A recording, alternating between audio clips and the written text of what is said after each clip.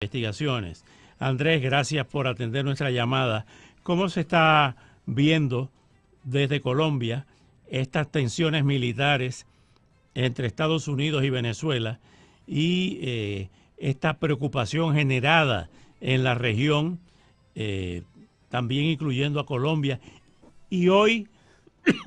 a Ecuador con la llegada de Marco Rubio, el secretario de Estado, a esa nación sudamericana? ¿Qué lectura le das a todo esto, Andrés? Bienvenido. Buenos días, Oscar, y querida audiencia, y qué rico estar acá en tu nuevo programa.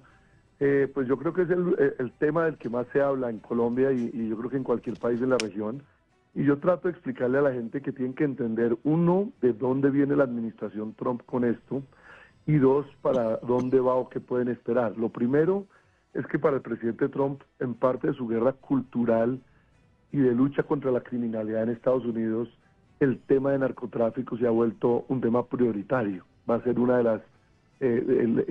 políticas críticas de su administración para lograr combatir ese problema de drogas que tiene Estados Unidos y que no solamente afecta las calles y las juventudes, sino a toda una sociedad. Entonces, dicho eso, él está usando esta presión a Venezuela y a Maduro, yo creo que en un doble sentido, un sentido de mandar un mensaje no solamente a Rusia y a otros países del mundo de que Estados Unidos tiene la capacidad militar de actuar cuando se lo propone, pero lo segundo es porque yo sí creo que la administración Trump y particularmente el secretario Marco Rubio están convencidos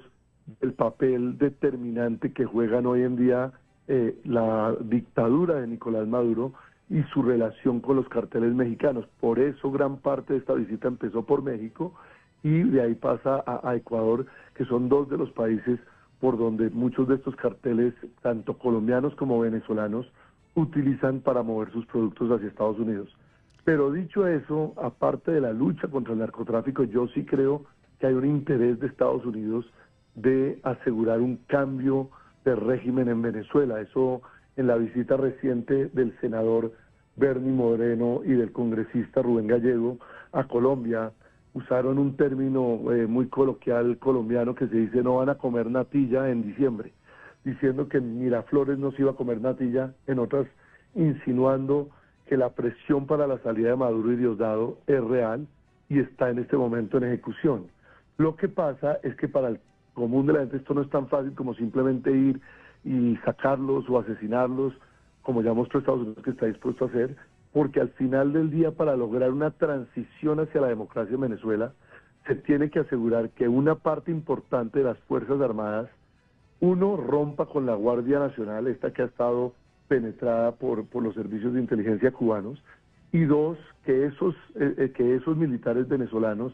realmente lleven el país hacia una transición democrática respetando los derechos de la oposición que ya ganó, respetando a los presos políticos y sacándolos. Y la gran problemática es que mucha de esa cúpula que estuvo bajo el mando de Padrino López también está involucrado en los procesos judiciales en Estados Unidos, porque muchos de ellos hacían parte de lo que se llama el cártel de los soles.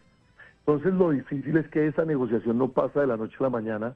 y Estados Unidos es muy consciente que si se apresura a efectuar un cambio, lo que puede terminar es balcanizando Venezuela y generando una guerra que termine desbordando no solamente hacia Guyana, Brasil, Colombia, Perú y muchos otros países, generando una problemática mucho mayor en la región. Me leíste la mente porque esa era la segunda pregunta que te teníamos, relacionada con que parte de la estrategia, si salen del poder, es precisamente desestabilizar no solamente a Venezuela con grupos irregulares, sino a toda la región. Ahora bien, ¿por qué Gustavo Petro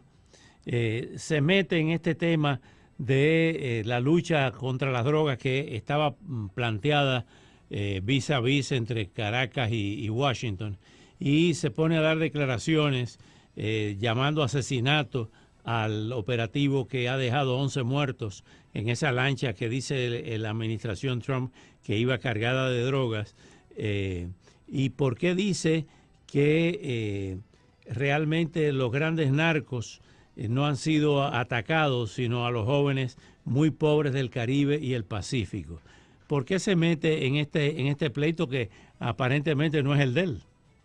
Lo primero porque está buscando lo que no se le ha perdido. Yo creo que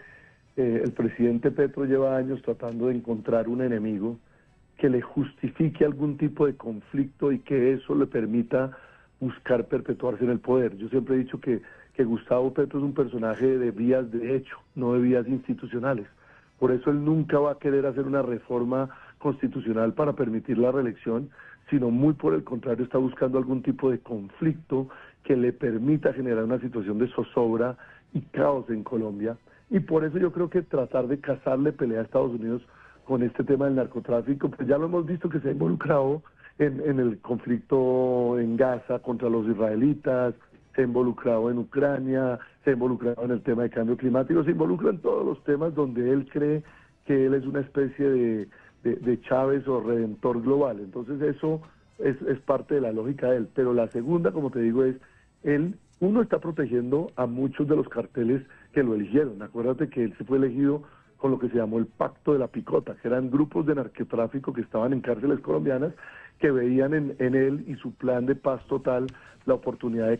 de cuidar su status quo y su negocio del narcotráfico. Entonces, por un lado está protegiendo a los narcos colombianos, que hoy en día lo que llamamos son narcos binacionales, porque estos viven en Venezuela, vienen y cruzan, delinquen acá, tienen 300.000 hectáreas de coca en Colombia, en fin,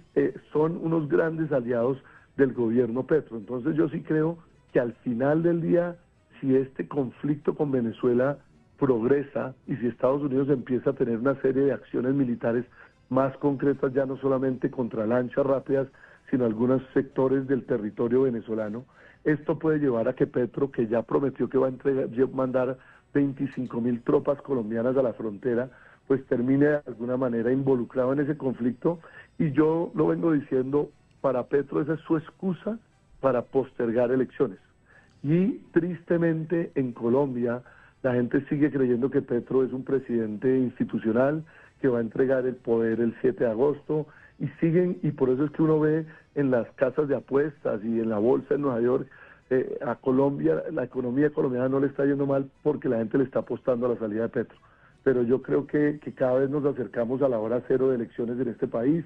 y cada vez se pone un poquito más difícil el discurso y la narrativa del presidente Petro contra los colombianos, contra los americanos y contra todos los que no estén con él. Andrés Otero, como siempre, muy agradecido por también estar integrado a este nuevo proyecto de América Radio